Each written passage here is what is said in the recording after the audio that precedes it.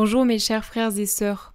Pour aujourd'hui, j'ai trouvé un texte vraiment magnifique. Je sais, je dis ça tous les jours, mais en même temps, le livre du ciel, les passages sont tellement grands, tellement puissants. Et ce texte-là, je pense que c'est un des plus beaux que j'ai lu dans le livre du ciel. Il est un petit peu plus long, mais c'était trop difficile pour moi de sélectionner. Et je mettrai évidemment le texte ou la vidéo. Comme ça, vous pourrez prendre le temps qu'il vous faudra pour le méditer et le lire lentement, le décortiquer parce que c'est très important pour nous aider à comprendre et à connaître la Vierge Marie. Au nom du Père, du Fils et du Saint-Esprit. Amen. Viens, Esprit Saint, viens par la puissante intercession du cœur immaculé de Marie, ton épouse bien-aimée. Viens, Seigneur, nous disposer. Viens nous aider à comprendre cet enseignement que tu nous donnes aujourd'hui. Alors, ce passage se trouve dans le tome 34 au 20 décembre 1936. Jésus à Louisa.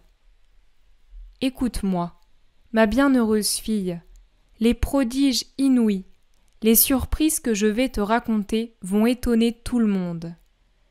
Je ressens le besoin amoureux de faire connaître ce que nous avons fait pour cette céleste mère et le grand bien que toutes les générations ont reçu.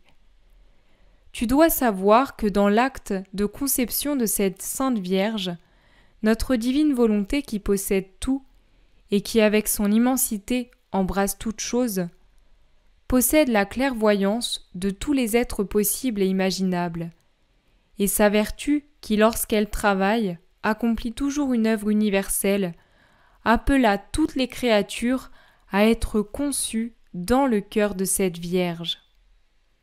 Mais ce n'était pas suffisant pour notre amour.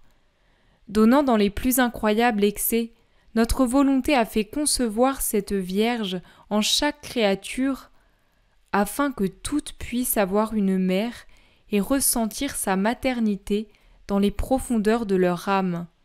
Une mère qui les aime comme ses enfants et les garde conçus en elle pour se tenir à leur disposition, les élever, les guider, les protéger contre les périls, et avec sa puissance maternelle, les nourrir du lait de son amour et de la nourriture qu'elle-même a reçue, c'est-à-dire le divin fiat. Juste ce passage, je ne sais pas si on réalise bien ce que je viens de lire, mais le Seigneur est en train de nous dire que la Vierge Marie a été conçue en nous. Enfin, premièrement, il nous dit que nous-mêmes, nous avons été conçus dans le cœur de la Vierge Marie, et après il dit notre volonté a fait concevoir cette Vierge en chaque créature, afin que tous puissent avoir une mère et ressentir sa maternité dans les profondeurs de leur âme. Non mais c'est un truc de fou. Va falloir méditer là-dessus. C'est extraordinaire, vraiment.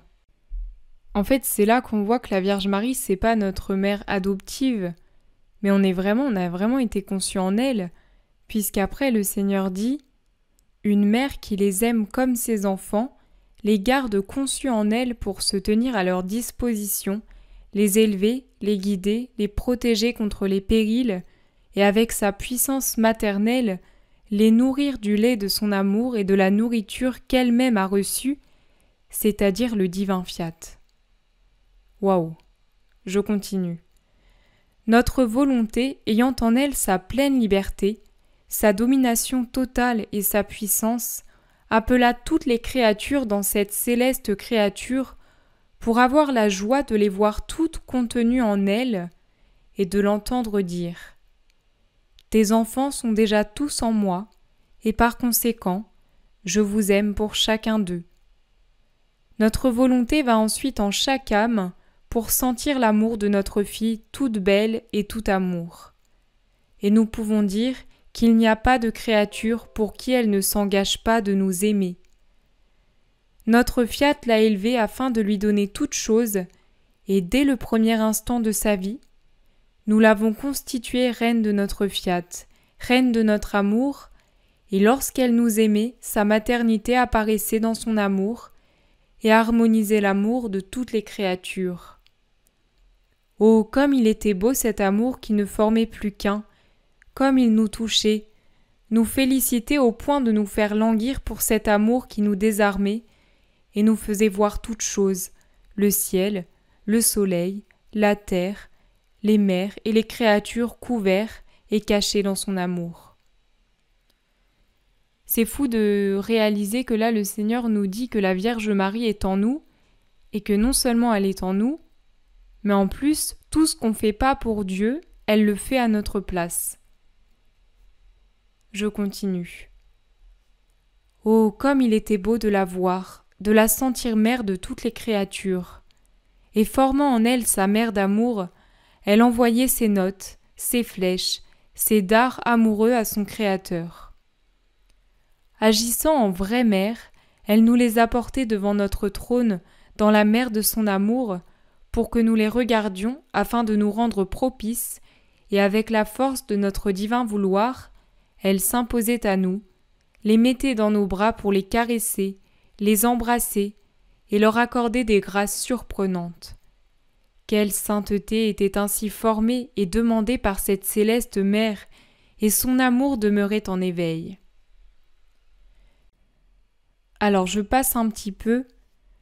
Tu dois savoir que notre amour n'est pas satisfait et ne dit jamais c'est assez. Peu importe ce qu'il donne, il veut toujours donner plus, et lorsque nous donnons, c'est pour nous une fête. Nous préparons la table pour celle qui nous aime, et nous la pressons de rester avec nous pour avoir la vie ensemble. Ma fille, écoute maintenant un autre prodige de notre Fiat dans cette sainte créature, et comment elle nous aimait et étendait sa maternité à toutes les créatures. Dans chacun de ses actes, si elle aimait, priait ou adorait, si elle souffrait, tout, et même le souffle, le battement de cœur, le pas, comme tout était notre Fiat, tout était triomphe et victoire que notre être suprême obtenait dans les actes de la Vierge. La céleste dame triomphait et conquérait en Dieu. Tous les instants de son admirable et prodigieuse vie étaient des triomphes et des victoires entre Dieu et la Vierge. Mais cela n'est rien. Agissant en véritable mère, elle appelait tous ses enfants. Elle les couvrait et les cachait dans tous ses actes, les recouvrait de ses victoires, leur donnant tous ses actes avec toutes ses victoires et tous ses triomphes. Puis, avec une tendresse et un amour à en briser le cœur et à nous sentir conquis, elle nous dit « Adorable Majesté, regardez-les, ce sont tous mes enfants, mes victoires et mes triomphes sont de mes enfants, ce sont mes conquêtes, et je les leur donne. Et si la maman a conquis et triomphé, les enfants ont conquis et triomphé. Et tous les triomphes et les victoires qu'elle a eus, en Dieu, sont autant d'actes que les créatures auraient accomplis, afin que chacune puisse dire « J'ai reçu en dot les actes de ma maman reine, et comme sceau elle m'a revêtu des victoires et des triomphes qu'elle a eus avec son Créateur. » Si bien que la créature qui veut se sanctifier trouve la dot de sa céleste mère, ses triomphes et ses victoires, pour parvenir à la plus haute sainteté. La plus faible trouve la force de la sainteté de sa maman, et ses triomphes pour devenir forte. L'affligée et la souffrante trouvent la dot des souffrances de sa céleste maman pour obtenir le triomphe et la victoire de la résignation. La pécheresse trouve la victoire et le triomphe du pardon. Bref, chaque créature trouve dans la reine souveraine la dot, le soutien, l'aide pour l'état où elle se trouve. Et comme il est beau, émouvant et ravissant de voir cette céleste mère en chaque créature, de sentir combien elle aime ses enfants et prie pour eux, c'est le plus grand des prodiges entre le ciel et la terre, et nous ne pouvions accorder un plus grand bienfait aux créatures. Waouh, ce dernier passage-là, il est magnifique. Je dois te dire, ma fille, une souffrance de ta céleste mère et l'ingratitude des créatures devant un si grand amour. Cette dot qu'avec tant de sacrifices, allant jusqu'à l'héroïsme du sacrifice de son fils, avec tant d'atroces souffrances, certains ne la connaissent pas, d'autres s'y intéressent à peine, et ils vivent dans la pauvreté. Combien elle souffre de voir que ses enfants sont pauvres et ne possèdent pas ces immenses richesses d'amour, de grâce et de sainteté, parce que ce ne sont pas des richesses matérielles, mais les richesses de cette céleste mère et pour lesquelles elle a donné sa vie. Et voyant que ses enfants ne les possèdent pas, elle doit garder ces richesses sans la raison pour laquelle elle les a acquises, et c'est une souffrance continuelle.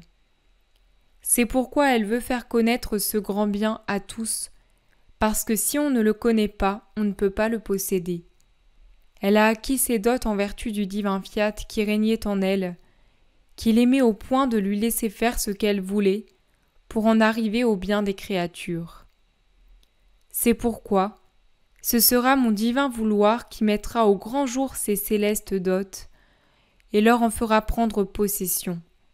Par conséquent, prie pour qu'un bien si grand soit connu et désiré par les créatures. Voilà ce texte, il est tellement puissant, tellement grand. Je trouve aussi que ça nous fait comprendre que la Vierge Marie n'est pas une option, elle est notre maman. Et un enfant, même s'il renie ses parents, eh bien, ses parents restent ses parents. J'avais jamais réalisé que non seulement nous avons été conçus dans le cœur de la Vierge Marie, mais en plus, la Vierge Marie est en nous, qu'elle est là donc pour nous élever, pour nous éduquer, pour nous faire grandir, et qu'en plus, tout ce qu'on ne donne pas à Dieu, tous les actes de la divine volonté qu'on ne fait pas, c'est elle qui le fait pour nous. Et je trouve que ce genre de passage nous aide un peu plus à réaliser l'amour de la Vierge Marie, tout ce qu'elle fait pour nous, et que c'est pas juste une mère adoptive comme ça pour faire joli, mais que elle prend vraiment le rôle de mère avec nous, c'est une vraie mère pour nous. Et j'ai hâte du jour où, au ciel, on pourra vraiment en prendre conscience et le voir, parce que c'est vrai que sur la terre, c'est difficile de prendre conscience de toutes ces choses, de toutes ces immensités et de cet amour tellement grand de Dieu pour nous. Un autre passage qui me marque vraiment dans ce qu'on vient de lire, c'est le moment où le Seigneur nous dit « La créature qui veut se sanctifier trouve la dot de sa céleste mère, ses triomphes et ses victoires pour parvenir à la plus haute sainteté. La plus faible trouve la force de la sainteté de sa maman et ses triomphes pour devenir forte. L'affligée et la souffrante trouve la dot des souffrances de sa céleste mère pour obtenir le triomphe et la victoire de la résignation. La pécheresse trouve la victoire et le triomphe du pardon, etc. » Et ce passage, je le trouve magnifique. En fait, tout ce qu'il nous faut, tout ce dont on a besoin pour se sanctifier de plus en plus, c'est la Vierge qui l'a pour nous, et il suffit de lui demander. Tout est là à notre disposition, c'est elle qui l'a obtenu, c'est elle qui en a eu le triomphe et la victoire, et au lieu de le garder pour elle, pour se garder toute la gloire, ce qui serait très légitime, mais elle veut nous le donner pour que nous-mêmes, nous puissions avoir la même sainteté, la même vie, être des copies, être ses vrais enfants. Franchement, on a beaucoup trop de chance de savoir ça aujourd'hui, de connaître la divine volonté et de connaître, d'avoir ces connaissances sur Maman Marie. Eh bien, merci Seigneur, merci pour cette méditation d'aujourd'hui qui est extraordinaire, qui est magnifique. Viens nous donner sensiblement un amour plus grand, plus profond pour ta maman, qui est notre maman. Fais que nous puissions l'aimer comme toi tu l'aimes, et que nous puissions t'aimer comme elle t'aime. Seigneur, nous te confions aussi toutes les personnes qui ne reconnaissent pas encore Maman Marie, qui ne l'aiment pas, qui ne veulent pas l'avoir pour mère. Nous te prions aussi pour l'Église, afin qu'elle puisse prendre connaissance de toutes ces beautés sur la Vierge Marie et sur la divine volonté. Merci Seigneur. Je vous remercie d'avoir été là avec moi aujourd'hui. Je vous souhaite une très belle journée et je vous dis à demain. Soyez bénis.